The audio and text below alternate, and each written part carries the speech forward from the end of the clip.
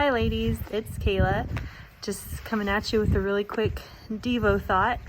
I do have to be really honest with you though, when I first started preparing for this little devotional, I was just so wrapped up in wanting to sound good and sound like I knew what I was talking about that it was actually really a struggle. And the original verses that I was going to do, I was just like laying awake at night, thinking all the things I could say. And the verse Psalm 46:10 just came to my mind, "Be still and know that I am God." And so I felt like maybe that's my sign that I should talk about that verse instead of what I had planned.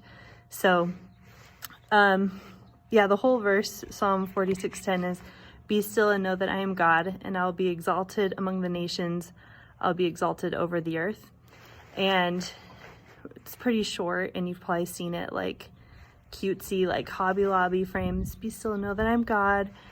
And as comforting as that is, it's actually, when I was looking at my ESV study Bible, it's actually in the plural. And if you read the whole Psalm 46, it's actually talking to about the nation of Israel and how God is their fortress and God is their contender. And then in verses 7 and 11, there's this verse about God being, or the Lord of hosts, and then also the Message phrases it like this: "Jacob wrestling, God fights for us."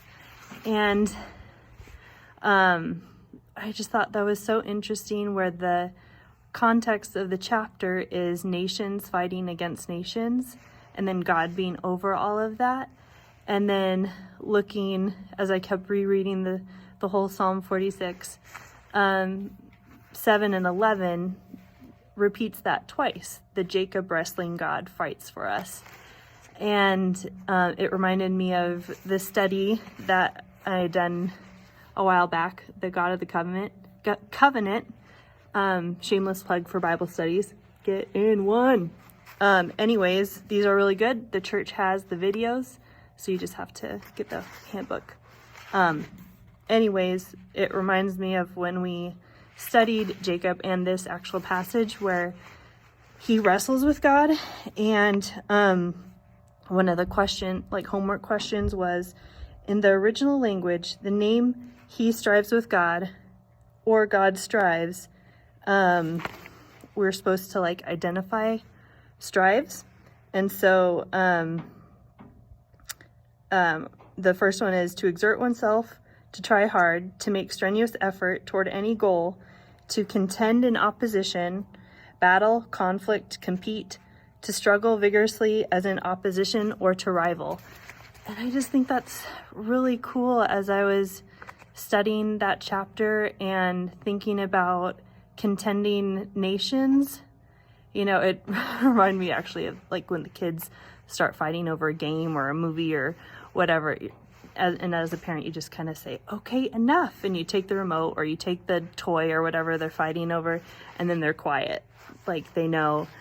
And I feel like God does that not only with us as individuals, but nations. He has complete power and sovereignty over everything that happens. So in an odd way, that was comforting to me. And then also just the Jacob wrestling part, he invites us to contend with him. He invites us to wrestle with him. And then Jacob leaves that encounter with a blessing. And I don't think that's there in that chapter on accident. So I hope that blesses you and even makes sense. But that's what I have for you, and I hope that just in these coming weeks that and this coming year, I feel like 2021 I've kind of been holding my breath, just because 2020 was such a dumpster fire. in a lot of ways, but also a lot of blessings in it too. But I feel like I've been holding my breath for 2021, like what's the next, bad thing that's going to happen.